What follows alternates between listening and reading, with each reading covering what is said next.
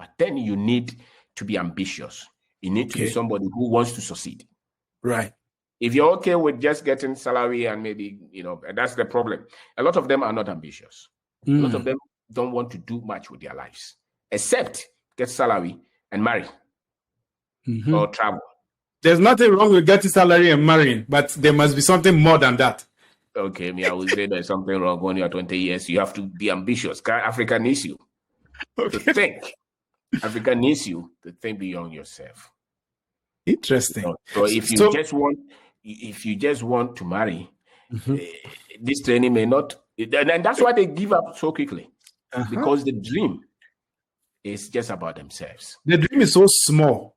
Yes, it's just about you.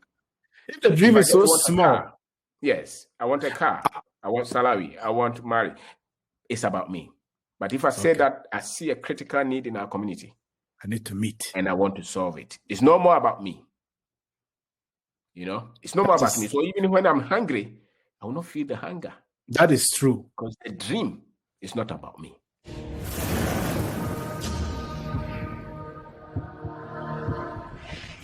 Okay. Awesome. Welcome back. So in this edition, we are going to be talking about how to restore hope to our young people.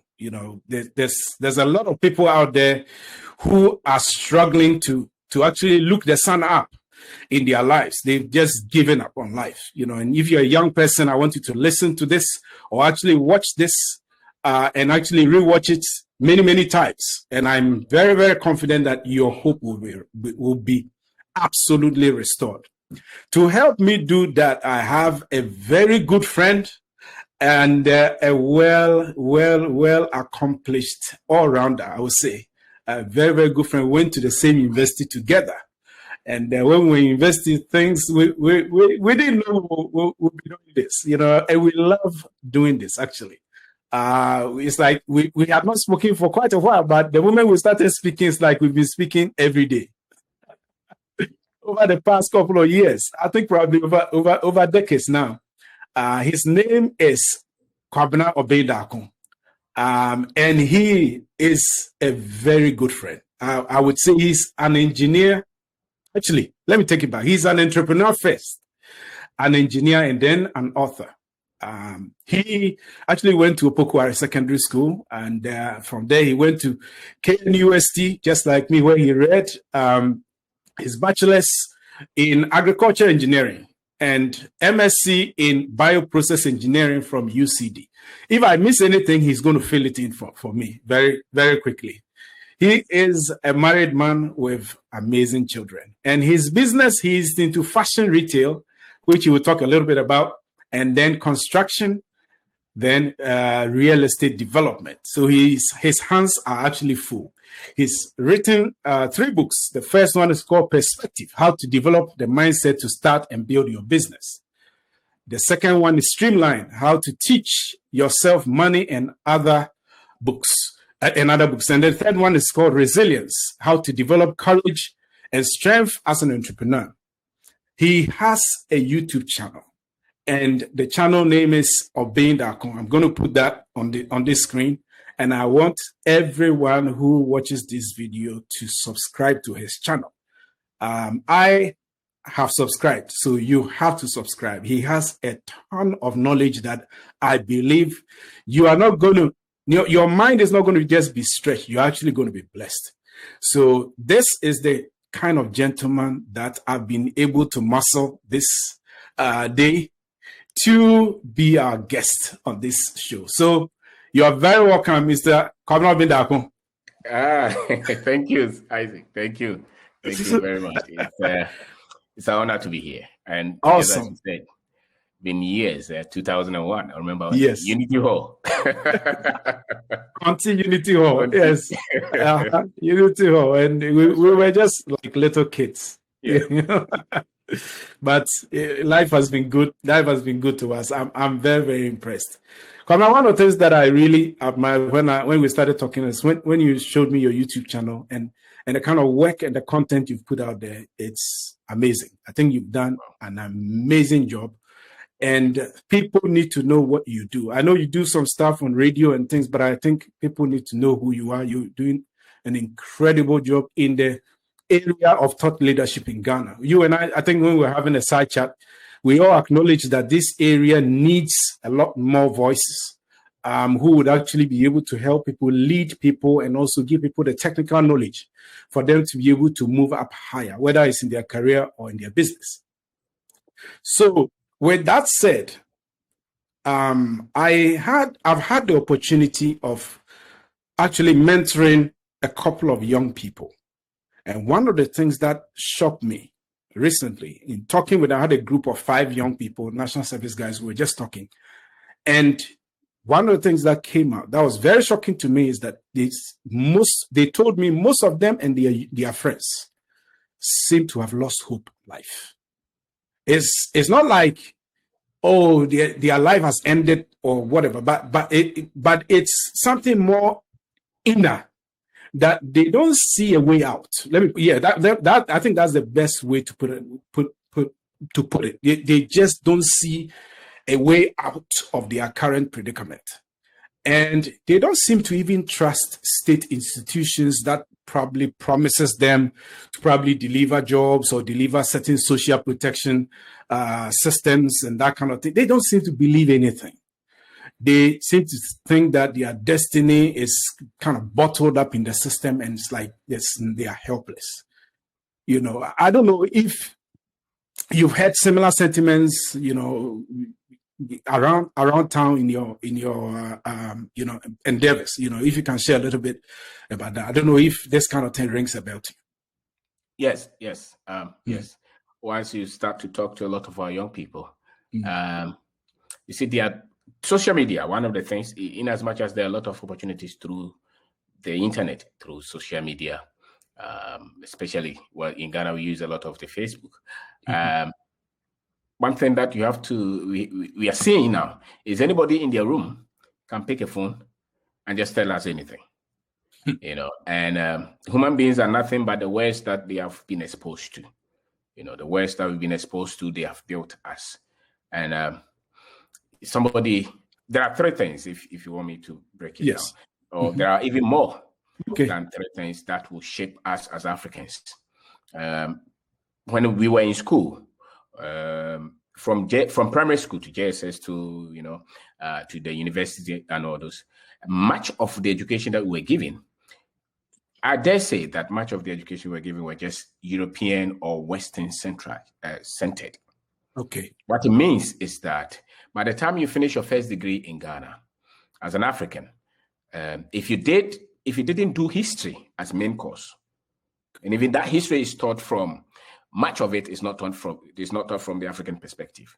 Yes. Which means that by the time you're through out of school, much of the things that you know are European based. And I'm saying that because if you have the history wrong, your perspective of life will be wrong. Okay. And you'll be hopeless. And interesting. The African, the way you have to teach the African is entirely different from the way you have to teach the Asian or even the European white. Wow. Because why is that? Okay, the things that we meet, the challenges that we meet globally, right? When I go to China or I'm in England or in America, the things that we meet, the stigma on our history, they are different. Okay. And then we carry those things even on the mainland, which is the motherland, like Ghana or Nigeria. And for me, a lot of the hopelessness that is coming from the youth is coming from this. Because it's lack of identity. And the identity is built on the history, you know. And if somebody teaches you history as subservient, as somebody who is not intelligent, somebody who has to be fed, you know, somebody even the other day I was reading something on Facebook from a friend of mine from Opokwari School. He said that, who made the black man? So I responded and said, how can you ask this kind of questions? And the response from people was so negative. Okay. And they were just putting the African down. Okay. They say that they are very disorganized. The system is not working. We can't do anything. We have not created anything. Now, this perspective is not only from the Africans. It's all over the world. And so, if you are born as an African into such system, until you have a higher knowledge, you'll be hopeless. I like that. So yes. Yeah, just to quickly interject, I don't want you to lose your train of thought at all. So where does the impact of lack of opportunity or apparent lack of opportunity play in people's sense of hopelessness? Because that I get to see that, or I get to feel that a lot, that people's hopelessness sometimes is hinged on the fact that they don't see opportunity. So yes. What's your take on that? You say that you can only see what you've been exposed to, whether innerly or outwardly.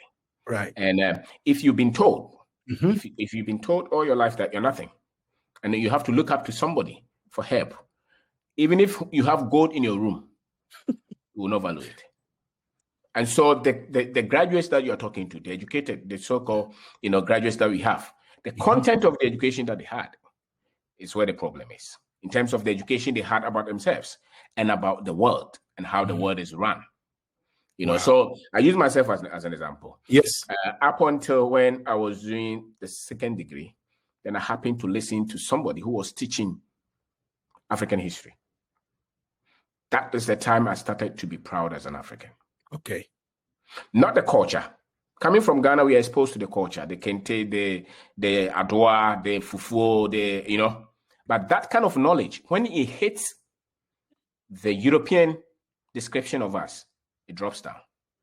That's why you can have a chief who puts something gold on his head, plated.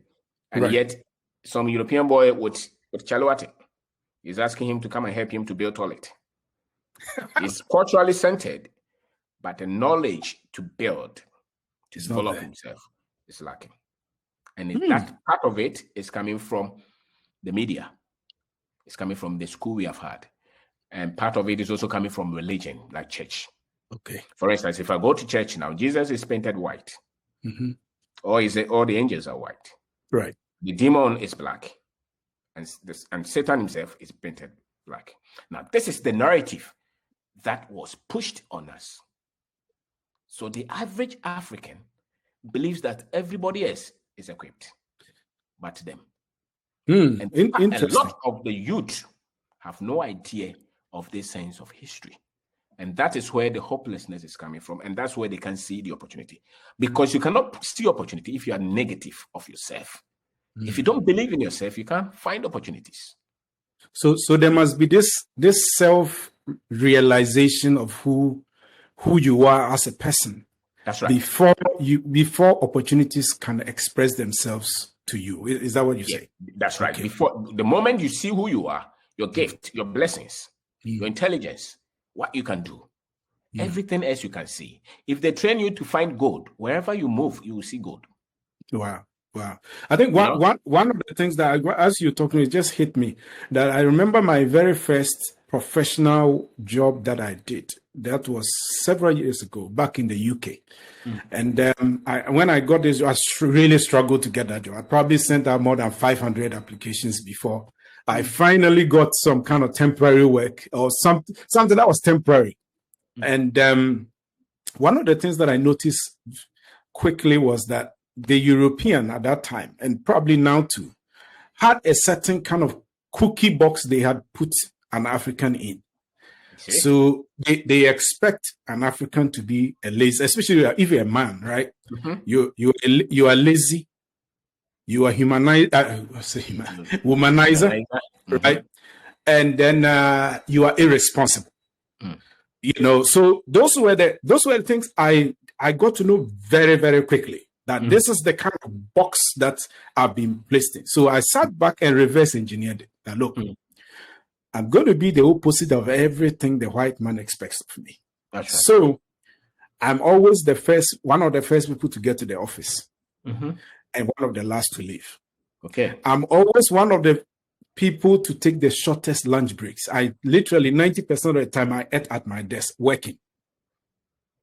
I always took it upon myself that I will outwork myself. I didn't even look at pay. Pay was nothing to me. They were paying me a pittance, but that was the least of my concerns. Not that I was self-sufficient at that time. I was struggling because at that time my wife was there. We had a child and that kind of thing. We were just meager.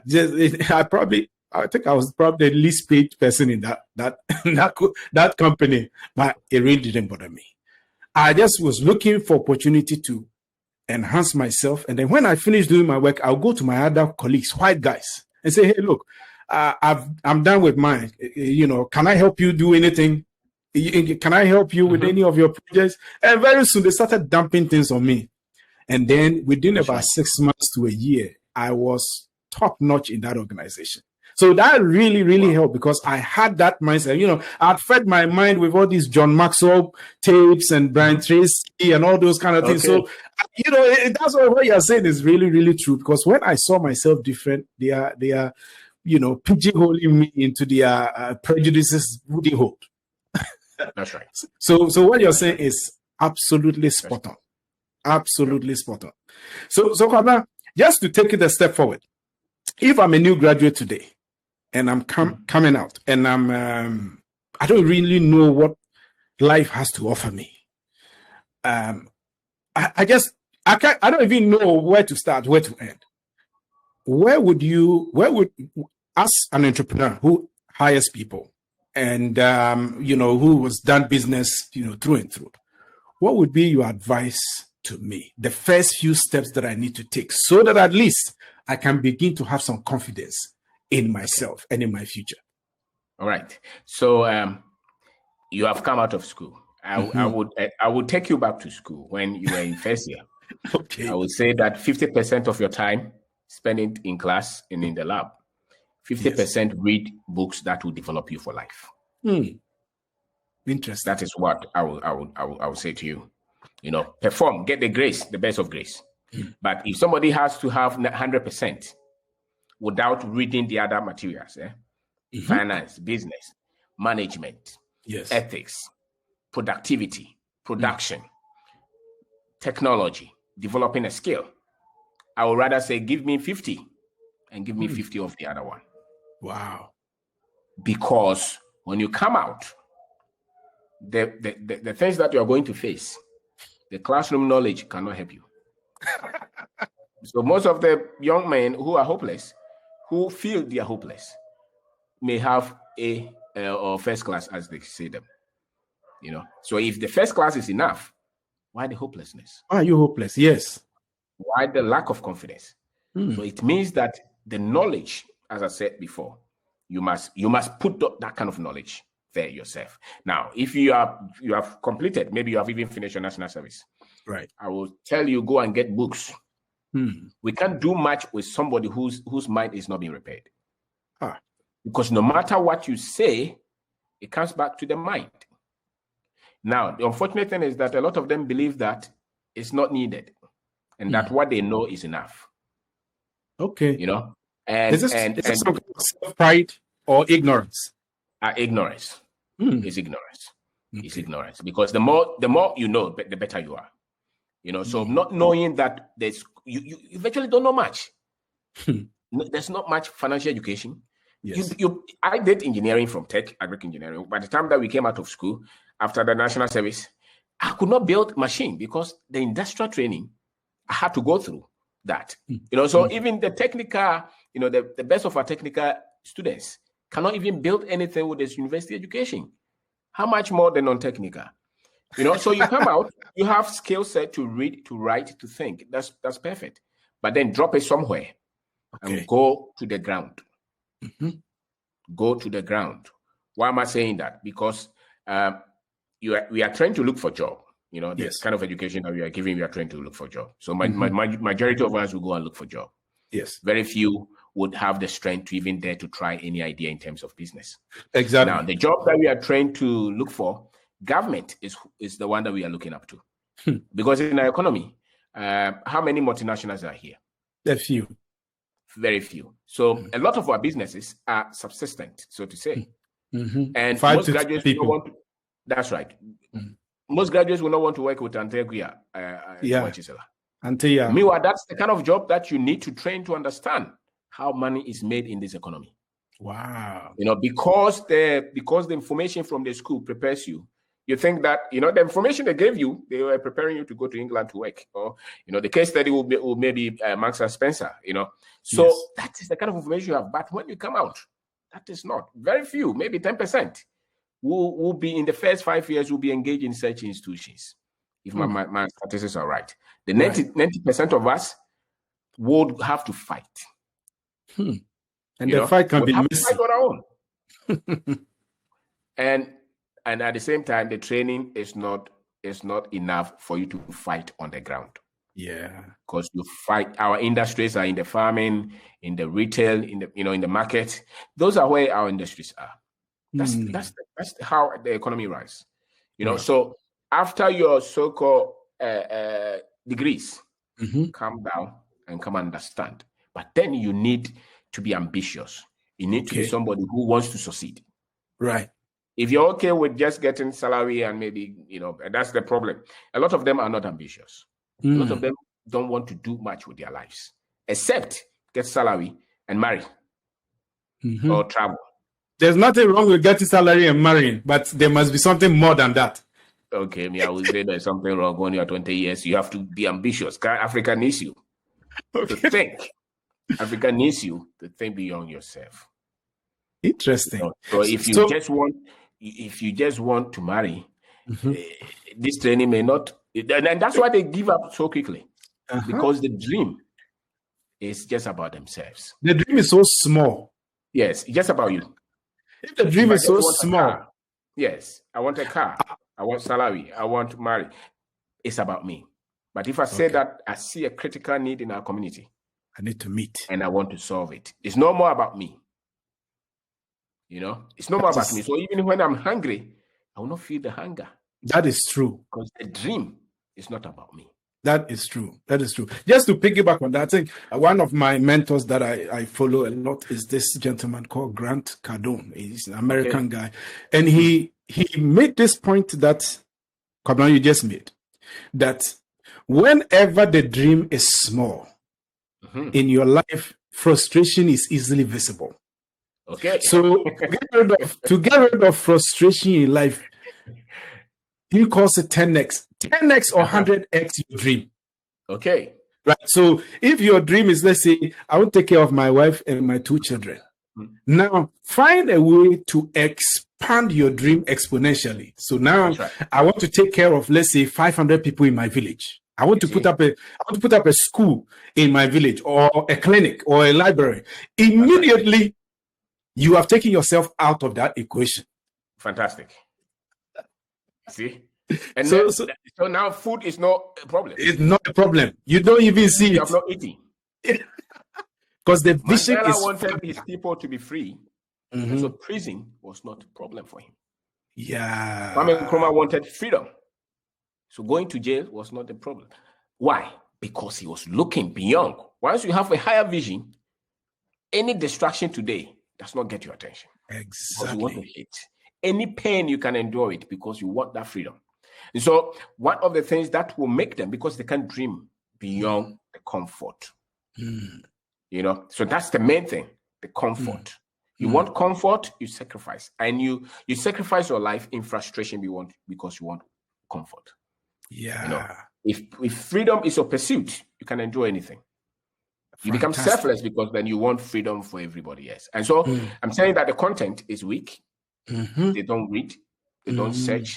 The few of us who will read will be just there. When we were on campus, I was playing for CCF.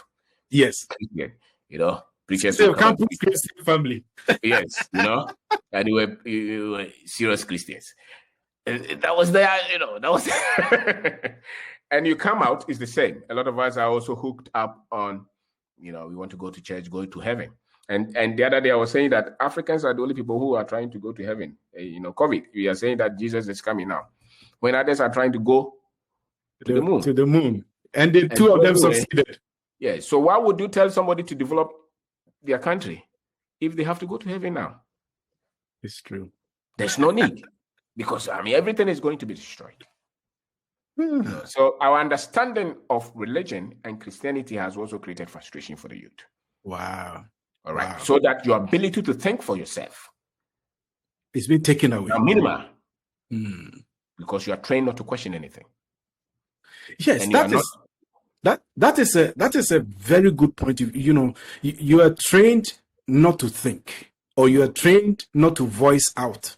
I remember a couple of years back, I had I have a friend, a Caucasian man, and he used to be one of the executives of the company that I work for in Dallas, Texas. So we visited his house, and when I saw, he had 3 children, 2 boys and 1 girl. When I saw the level of not just smartness, everybody is smart, the level of the ability for this child to express themselves. She was, I think at that time, she was 9 years. 9 years, she knew exactly what she was going to be doing. She wanted to go and do something about criminology. And there was an aspect of criminology that she liked, forensic criminology, at the age of 9. Wow. And the way she was and her mom was sitting on the right side, her dad on the left, her 2 brothers were doing their own thing. We were sitting there as people she's never met from Adam. And this girl, her level of confidence and her ability to reason was just fascinating to watch. I said, wow, how many African parents have African children can do this? Not that they've not been created by God to be this intelligent, but that expressiveness is not there. Okay. And it just blew me away. I said, wow. So I said, wow, what can I do to also help my children? Not that they'll be arrogant or whatever it is, but they will be able to have that kind of self-belief in themselves. And also they will know that they have the space to express who they are, who God created them to be. And to me, that was very beautiful to watch. Wow. Wow. Yes. Yeah. So you see, when you are living in a culture where you are told to come to church every day, okay, and you are told to read Bible and morning devotions. Now, you can read them. It's okay. We go to church. But if you want to develop the country, it takes another form of information, another form of skill set. If you are building a mining company, you're not going to pray to build a mining company. you need to go and work and get the skill set needed to build a mining company. So you want to build your life. Do you have the skill set? Yeah, I think the best of both is, we are not discounting the fact that people should go to church and because you and I will go to church, right? Yeah. What I think we are saying is that if you can marry the two together in a very balanced way, because even Scripture says that faith without works is dead. So you get the faith, through prayer, through study of the word or the Bible, and then that should become even the motivator as to why you even have to sharpen your skill. Yeah. Because when the axe is dull, it cannot fall a tree effectively. I think in Ecclesiastes or so, that you have to sharpen the axe. You sharpen the axe. I think Stephen Covey says something in his book, 7 Habits of Highly Effective People. I think chapter 7. It says, sharpen the saw. Basically, he says, after all that you've done, sharpen your skill set, sharpen your ability. So if you're a prayerful person, you're a believer, you're this, and then you combine the fact that you have exceptional leadership and technical skills, then you are really miles ahead. But you see, you are a professional. You have worked before. Yeah. So you have something to compare with. If I just came out of school, I'm just praying. No, that doesn't work. No, that's it. That doesn't work. Okay. That doesn't work. The hopelessness we are trying to address. We are saying that if you don't apply your life to something bigger, and it's just then, because after all, if that what you've been doing for the last 20 years, just go to church and come and pray. If it's working, you will not be hopeless. So the fact that you're at that point means that there's something that you don't know. Yeah. Now, the problem is getting through their mind to understand that there is more to what they know. Yeah.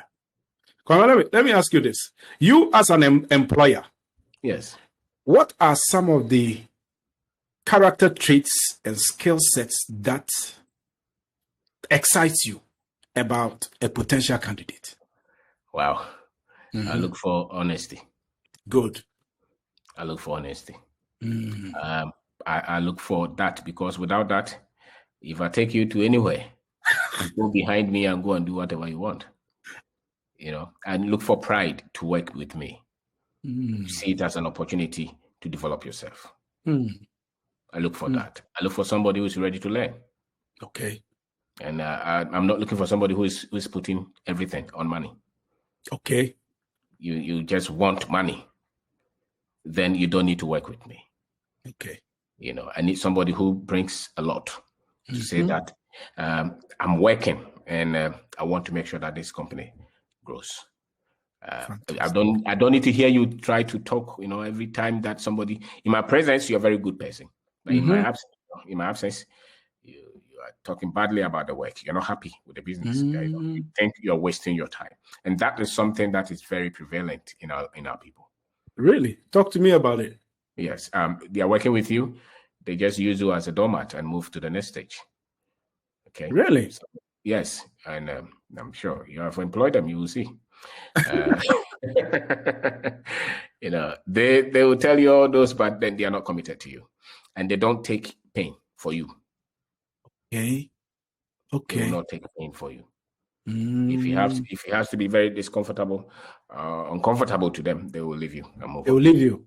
And move on. And those are the traces that will move you to a stage where you will not want to live here, or you will not be comfortable, or you will not be hopeful. Wow. You're not hopeful because all these things, you are working with people. They see you. They see how you're not committed to them. Yes. They see how you're just looking at your little interest. They look at how you look. It's 5 o'clock, you want to rush home. Yeah. You don't care. Yeah. They see all those. So why would they want to give you more? Wow. And when you work with Mr. A and you do that, you work with Mr. B and you do that. So a lot of the times, the hopelessness is because a lot of our people have not developed themselves to be dependable. And depend on them. Interesting. And that's an expression from people. A lot of the boys, ask them, how many people have committed something to you and you're able to deliver? You failed them. So you failed 10 people, the 11th one will not give you. And then you say that nobody is helping me because you were not honest, you were not committed, you were not truthful, you are not loyal to somebody. So it's not that there is hopelessness, it's because these things, they don't practice them. Or maybe they don't even know them. Wow. Yeah. Oh, sorry to cut you. I was just going to chip in that it's so strange that people don't see that whatever actions that they engage in is a seed they sow. Yep. That follows them everywhere. Yeah. Because if you work for somebody and you steal from them, what kind of seed have you sown? Yeah, you are going to reap that harvest. Yeah. Next year, 10 years from now, 20 years from now, when you least expect, when probably you have your own thing going, and then all of a sudden somebody comes to the scene and just finishes you off. Yeah. It's miracle thinking. The miracle thinking. The lotto thinking that one day God will just supernaturally explode my life. That thinking will create frustration in you. I see. All these things that I am saying, I try to think opposite them. I practice opposite them. Because for you to live in this culture and take all these blows, hits from everything, from individuals, from organizations, from the government, and I'm not saying any place is better. No, this is what we have to work with. Yes. To be able to understand our system. I'm saying that you have to think differently. And part of it is so I'm dealing with you. If you give me 1,000 to keep, it's your 1,000. It's not mine. That's right. So integrity. That's right. That is for you. It's not for me. If I have to take anything from it, I have to ask you. Yes. So if I borrow, I have to pay back. I don't have to change my address. So those things will create fear. Will create hope. The moment you see somebody is frustrated, somebody is hopeless, let's go and look at all these things. Let's look at their self-identity. Are they able to think for themselves? Do they believe who they are? Or they believe that as an African, they are cursed and they can do anything for themselves? Do they believe that you have to believe in this country as well? Yes. If you cannot believe in a country, what do you expect to be blessing? I see opportunities everywhere. Because you believe here. Everywhere I go. Sometimes the problem, I think this is something that we will talk about maybe later on. Sometimes for me, the problem is there's so much opportunity that you see that sometimes you can even suffer from lack of focus. Which in itself you see so many things. You see so many things. You get a point. And somebody comes to you and says, I see nothing. Yeah. because you so believe that this is where you want to explore. Yeah. They believe that there is nothing here. Mm. The government is our problem. Okay. The moment I'm dealing with a young man and he's saying that the president is corrupt and you're insulting them, it's not the president you're insulting. You have no value for yourself. It's true. Yeah, wow. You Believe good. That there is some government somewhere which is not corrupt and yours is corrupt. So the lack of exposure and the fact that they think everybody everywhere is better than here. The grass is greener somewhere. That's right. So until I'm able to tell you that it's not true, and that the opportunity that you're looking for is in you, I can help you. Wow. So awesome. Awesome. So now we're going to move to another segment, that is entrepreneurship. I know this is your field, right? So maybe let's start off a little bit. If you are happy to share with us your entrepreneurial journey, basically, and then, a little bit about your entrepreneurial journey, so that people will not be saying, "Oh, Kwabena is just talking about some theory." This man is actually walking the walk and talking the talk. I'm telling you, he's in the trenches. Wow. So just take us through a little bit of your entrepreneurial journey in Ghana. All right. So. We did national service. I did it at a wood processing company in Kumasi, area, Pointing area. And then I was trying to do some things. Some of them worked, some of them didn't work. And then they said that I should go to school. So I went to school somewhere and I came. So that was just about 1.5 years. And then when we came, we just started to try anything. Now, remember, when you don't have the right skill set that can build a particular industry. I did not work in any particular industry for, say, 5 years or 10 years to develop peculiar or special skills in a particular industry as an engineer.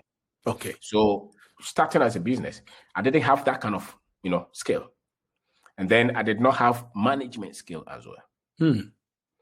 So management of people, management of, resources. And then the network. Who to connect with were not there. So we had to start from the level that we had to start with.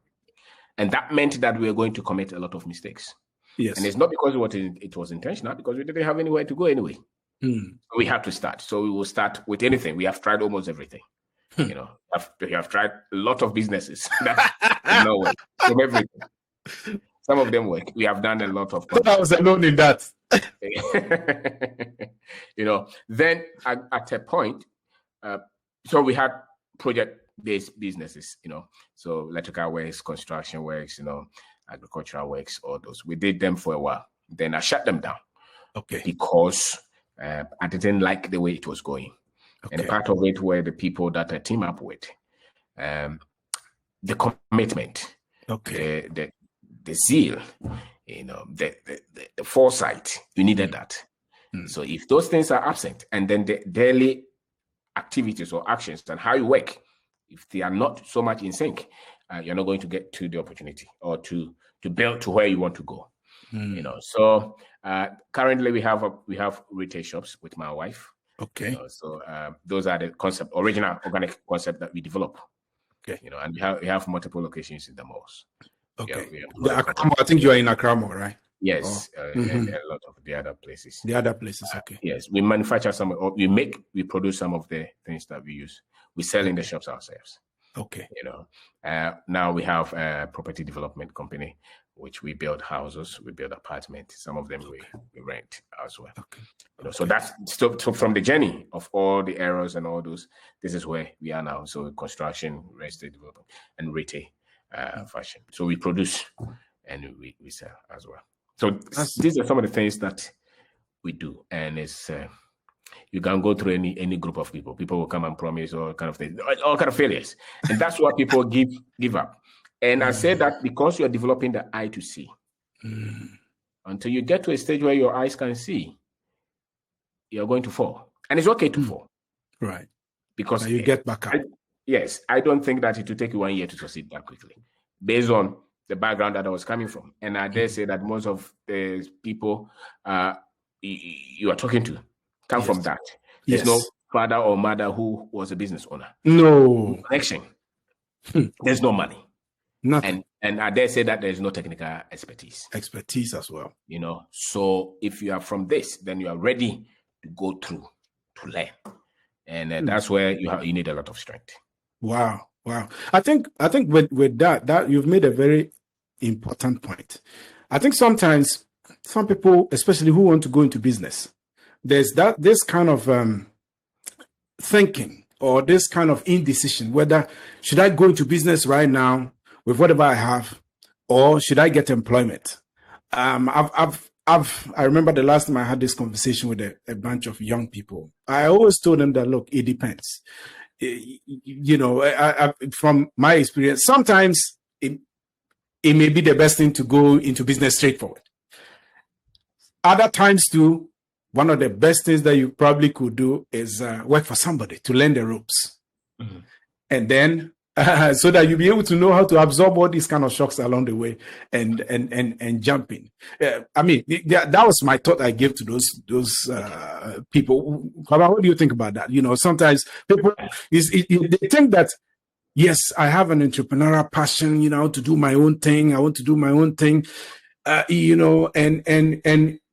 they're even hearing about you talking about, maybe get employed. They think it's an insult. What do you think? Yeah, I've had a few of those. Okay, so those who think it's an insult, let them go and fight. But those who think that they have to get, because sometimes the experiences will humble you. Because if you think that getting a job is an insult, then I don't think it's an insult. I think that you must know what you can handle and what you cannot handle. Right.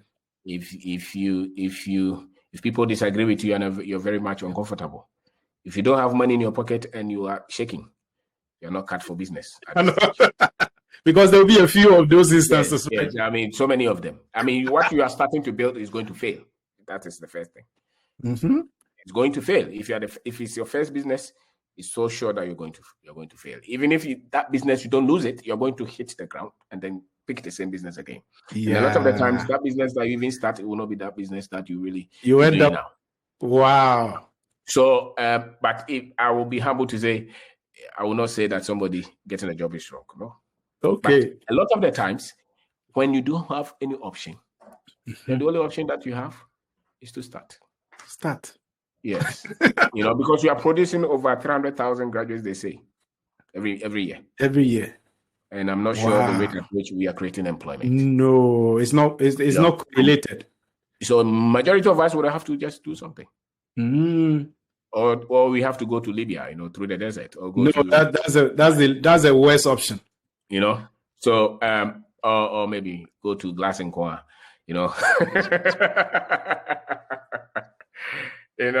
and if they refuse you visa, then what do you do? So maybe you start a church, or join MPP and DC. Politician. Okay, I think that now after the mainstream ones, then now we are getting into a slippery slope right now. So so those are the options for us. Those are the options. Oh, wow. Those are the options. So that's why you can see a lot of young boys trying to join politics. It's not just because they want to help our country. They just want to eat. They want to have profile. That's it. And that's why you see a lot of us starting churches, not because we want to propagate the gospel. It's because that is a profile. But that's sad, though. That's very sad. Yes, but that's it. That's a reality. That's the fact. But then, if a lot of us had the skill, we'd probably be building manufacturing plants, factories, retail centers. We'll be able to build maybe software companies, things like that. So much of it is the exposure. Okay. And the processes that are needed in such journeys and being exposed to these. Okay. So that brings me to probably my last but one kind of question line. So if I was starting out in business today in Ghana, what advice would you give me? I would say that you have to understand the culture. Okay. Ghana is not America. Ghana is not Dubai. Ghana is not New Zealand. Ghana is not England. Ghana is Ghana. We don't buy with credit card. Okay. We buy with what we have worked. The money is in your hand. What for? That's right. So we don't buy with emotions. We buy with the price. So understand that. You know, the moment you understand and look for the money is on the ground. The money is not in the suit and tie. Forget it. Put the graduate qualification somewhere. I hope you guys are listening to this, man. My grandfather was a cocoa farmer. He had a lot of money. He didn't go to school. Wow. Okay. And a lot of our grandparents had cocoa farms. If they wanted to build a house, they would rather go to Sefi, go and farm for years. They come with money and they build at Bantama, you know? They built a village. Now, those guys didn't go to school. They built houses. They took care of their wives, their children. Now, their children went to school, became professors, and they needed bank loan to build a house. So understand how wealth is created. And the wealth, the infrastructure, our finance, the economy, the foundation of our economy is not so much built on credit. No. It's built on wealth creation. And we have to understand how wealth is created in our economy. You know, and it's still not far from what my grandparents understood. Because when you start business here, there's no venture capitalist here to give you money. Yes. Bank loan is 30%. You don't want to start a business that way. You don't want to chase politicians for contracts. That's not the best way to start a business. Wow. You have to start a business where your skill set is directly impacting the results from your business. Amazing. What it means is that going into selling something. So if your ability to sell, then you get direct. You are not begging anybody for contract. If you can build a product, build. But I would say that because cost of money is so high, start from somewhere that you can easily see the next money. What it means is that focus on businesses that can give you cash flow quickly. So that you don't get stuck somewhere. You say that I want to start a poultry farm, no problem. But I will not start poultry farm if I don't have a lot of money. I'll go and pick somebody's eggs and sell them. You know, I sell them, I build a market. With the cash coming, then I can go and look at poultry farm. But if I have money and I can try, no problem. But if I don't have money, as I am now, I will start with the selling. It's easier. And now with technology, you can get a lot, you know, to learn, to leverage on. You know, social media can build a lot of contacts, YouTube, all those. And those of you who have gone to school, you can leverage these things. So understand how if you want money, you don't go to KNUST campus. You go to Adum. That's where they have money. Yes. If you want certificate, you go to KNU, you know, you go to Legon, certificate, lawyer, doctor, no problem. You want money, you go to Makola. That then you have to understand that. So you don't say that I want to go to, you know, Legon, but then I want to become super rich. You know, it doesn't work. The professors, they don't tell you like that. You still have to work. Productivity brings wealth, not certificate. So your certificate is okay. We went to school. That's why we're speaking this English. It gives you the ability to read, write, you know. But then use that, get to the field. Pick anything that can be reorganized and managed well. If it's water, that you can manage it well. If it's cocoa, that you can manage it well. If it's orange, that you can manage it well. Repackage it and sell it in a better way that people will be more attracted to. And then learn how to manage people, how to manage the finances. And when you are leading people or when you're managing people, you have to understand the way they think. You have to understand. Now, people don't work with these regiments that if you don't meet this time, I will sack you. They don't care. You can sack them. They don't have problem. You know, so you have to manage them from the human position, which means that they respond more to respect and honor than you shouting. Yes. And part of the reason is that in economies that are very rigid, you know, time, clock, you know, those things, they were using slaves. So that moved to these current management structures. Okay. We didn't have that kind of management here. So in our memory, in our memory, you still have to treat us as human beings, even if I work for you. And that's appropriate because we are not trained. We are not subjected to that here. Wow. You know, so you want to push me, there's a limit. You can get me to do a lot of things if I see that you respect me. And respect is so much important to our people than your money.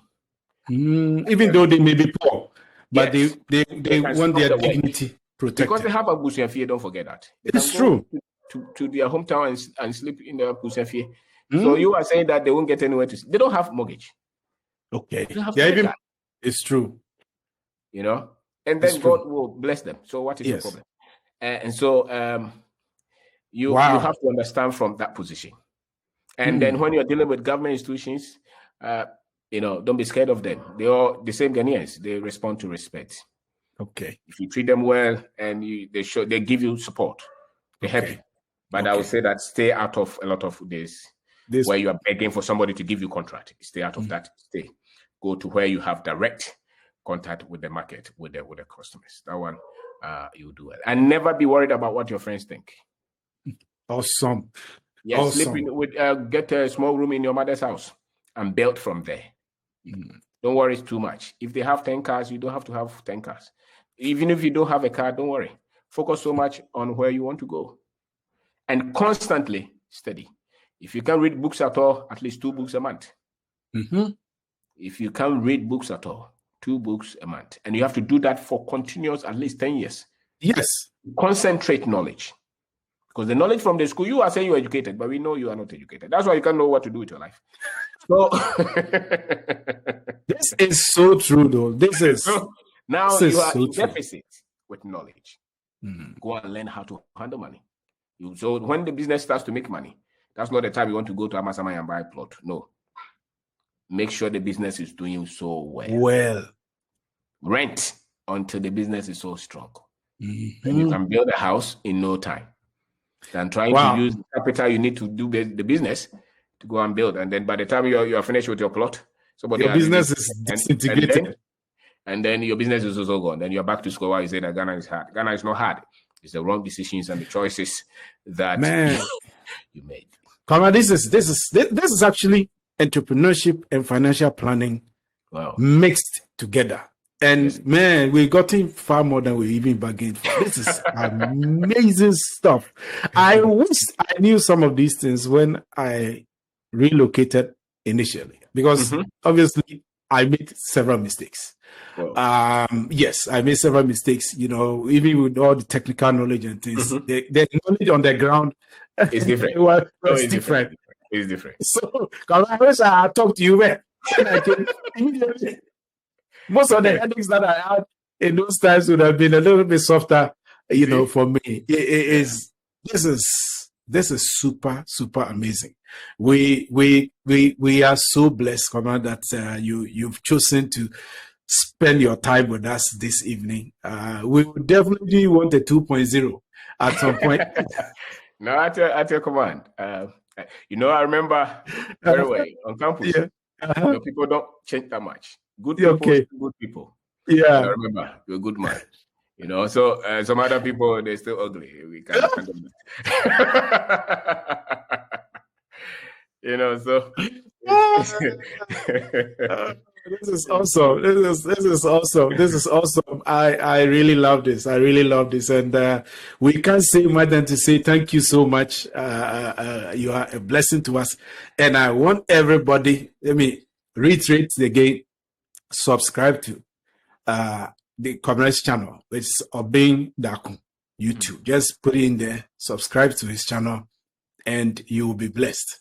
I think we want to do a 2.0 on financial planning. Wow. Yes. This one I'm putting your feet to the fire. We will do a 2.0 on financial. I did books on these. Okay. The perspective is on entrepreneurship, actually. Okay. The report has been very good. I wrote that one in 2016. Okay. After all the foolishness, you can't be. If you see somebody say something which is intelligent, I think that a lot of them may have been foolish. And I happen to be one of those. Wow. So went through a lot of this. Then I wrote about finance and trying to build business here. If you go to loans and things like that and contracts, you'll be in trouble. You'll be in trouble. And then the other thing is the courage, resilience. You need a lot of courage to take and dare. Because if you're waiting for help in Africa, don't wait. Here, because our systems are different, our structures are different. And that's why people are saying, fix the system. I ask myself, when was the system ever built that we have to fix? We rather build the system because we never had any system. Yeah. Wow, that is insightful. Yes, we never. Where did we have? Did you ever see any transport system or financial system? Never. No, Nkrumah tried, but So now let's build. Africans forget this because of the history that we build the country, not fix the country. That's right. Build. Let's build. Let's build everything. Because really, that's what we are doing. If Ghana goes to loan from IMF, look at the rate they give Africa. If Ireland or Greece go for loan, look at the rate. If somebody says that Africa, you compare Africa to China, no problem. But China is about 1.5 billion people with one president, one currency, one passport, predominantly one language. Yes. Africa is 54 with 54 presidents, 40-something currencies. How many passports? Thousands of tribes. That's right. Who divided that? So to build Africa, it cannot be China's part, and it cannot even be America's part. America had 300 years of free labor, millions of people. It's true. Look at England. They go there. Where did they take them from? From the Gold Coast. Now we are building. Our part is different. So once you understand that, you'll be merciful. And on top of that, who educated our leaders? What kind of education were they giving? Who are they educated to serve? Were they educated to serve the people or to serve those who educated them? All these things we have to understand. Right. And then you'll be patient enough to say that, no, we're just about 60-something years. It will take time. Sometimes they try to compare us to Singapore. I was in class in school with some of the Singaporeans. When they were finishing school, they were going back to Singapore. The Africans didn't want to go, especially Nigerians. Yes. They were staying. That's the psyche. So there's a big difference as to how we think, even. And for me, the more we study, the more confident we become. And the danger is, if you're not confident in yourself, you're not proud of your country, of your continent, there's a problem. You will never see the opportunities here. And so one of the things that will save you from becoming frustrated is learning to be proud of yourself and learning to be proud of yourself as an African. That one, you will not worry. That's why you can see the Rastafarians, the Americans, they don't worry. Yeah, they are very laid back. They are very, very laid back. Okay, and they're not frustrated. They understand. The other ones don't. Because Ghana must work. Yes, of course, it must work. But then we have to understand the steps that we need to take and what has gotten us here and what will get us out of here. And so that you can think of the other. Yes. You can think of the other. Wow. Amazing. Baba, thank you. God bless you. Amen. And we will definitely circle back and do another one. And I keep saying, subscribe to his channel. He's a treasure trove of knowledge. Treasure trove. And Ghana must be proud to have you as a citizen. I can tell you that for a fact. Yeah. Thank you. So that's about it. Let's do another episode, or if you've seen any of my previous videos, you can also enjoy yourself and with it. And I think you will be enlightened, you will be blessed, you'll be lifted up. All right. Thank you so much for your time.